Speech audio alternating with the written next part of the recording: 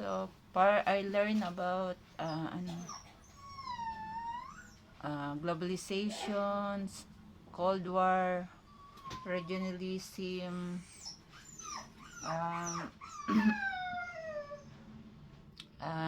free trade,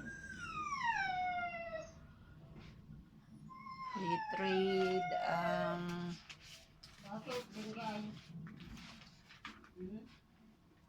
contemporary world,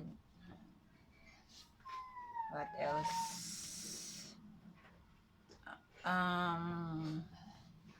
Global governance, and about war drugs in the Philippines, about ICC. I think dapat lang napapasukin yung ICC sa Philippines para maimbestigahan yung nangyaring war on drugs sa panahon ni Duterte. Ayan. About Japan and Philippines. I think